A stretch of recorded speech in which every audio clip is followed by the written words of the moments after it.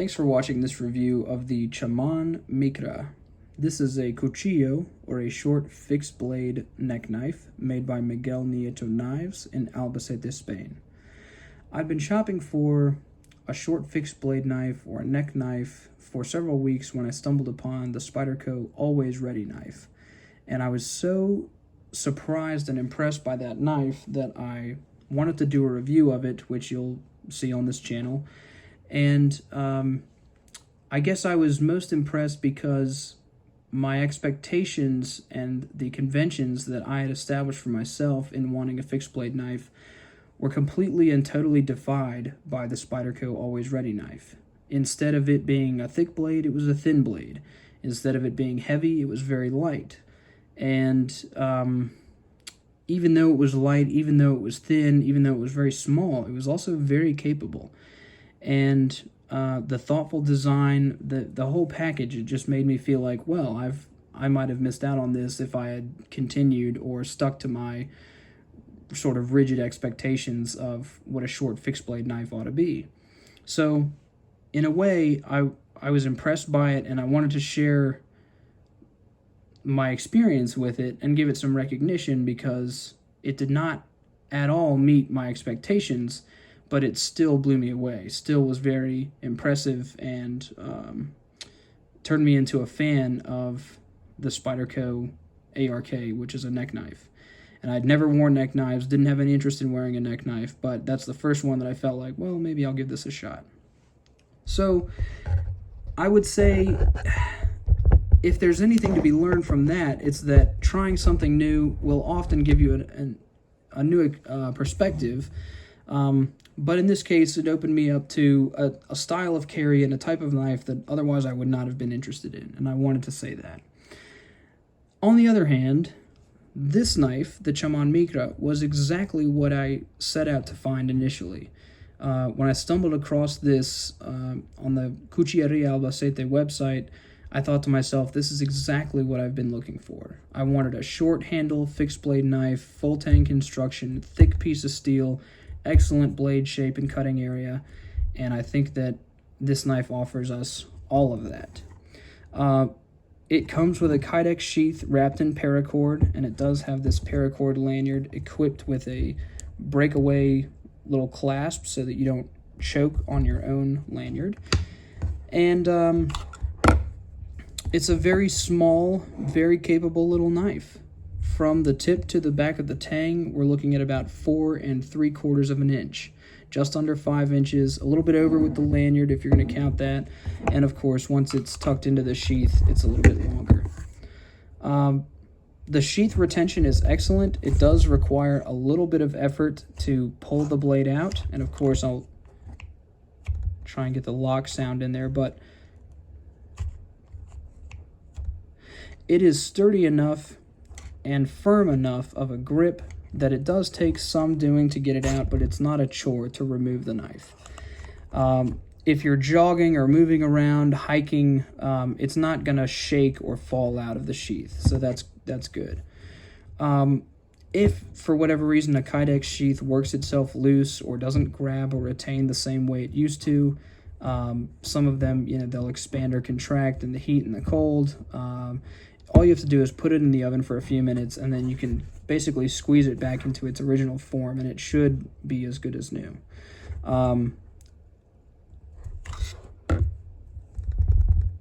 There are plenty of good things to say about this knife, but I wanted to start at least by acknowledging the craftsmanship and the design. Miguel Nieto Knives are renowned in Spain and around Europe for their craftsmanship, and this knife is no deviation from that. The black micarta handles really look nice. This red liner makes a serious fashion statement, which is, well, it's a little bold, but I kind of like it. I really appreciate that the bevels and I guess the milling of these micarta handles, they are super smooth and rounded perfectly from the blade steel into the handle. When I get my hand around it, it feels perfectly smooth, almost soft to the touch, which is really nice. The steel, AN58 steel, I had to do some research on this, and I guess it brings me to maybe a larger point that I'm going to make. But the AN58 steel, it's a perfectly good steel. It has been compared to 420HC, possibly 440C. I think chemically it is most comparable to 420HC. It has a high chromium content, which means it's going to be a little bit more resistant to corrosion, but also possibly a little bit less tough than some of the higher dollar steels. But that being said, 420HC typically comes in somewhere at like 54 HRC. And I mean, obviously this AN58 steel is closer to the 58 HRC mark. Folks that tested this knife side by side with their 420HC blades, like Buck Knives and some others, indicated that it massively outperformed the 420HC steel. So I don't know that it's fair to compare this particular steel to 420HC. I would say that it is certainly a higher quality steel, and only time will tell as I get into using it more, but I guess I would say my philosophy when it comes to blade steel, of course you're going to find a better blade steel than AN58, but for what you're getting in this particular blade, AN58 steel is perfectly fine, I would say. You can sharpen it back to a razor's edge. It is going to be less corrosive than other steels. ZDP 189 is a super high strength steel at high heat, but it's also very susceptible to corrosion. And so, as far as I'm concerned, I want a blade that is going to give me more longevity and more use out of its life. So if I have to sharpen it some more because it's not going to keep the edge for a year, that's all right with me. The way I look at it, the time I spend sharpening the edge versus the time I spend cutting versus the time I actually carry the knife. I mean, I know for a fact that most of this knife's life is going to be spent in the sheath or in my pocket or around my neck somewhere. But for the time that it actually gets to spend cutting, if I have to spend 2, 3, or even 5 minutes taking an edge to it every month or so, that's not going to bother me. So if you're into a higher quality steel or prefer the super steels, just know for a fact that this is not going to underperform given the AN58 steel. It'll hold an edge. It comes razor sharp out of the box. I cut paracord paper boxes with it.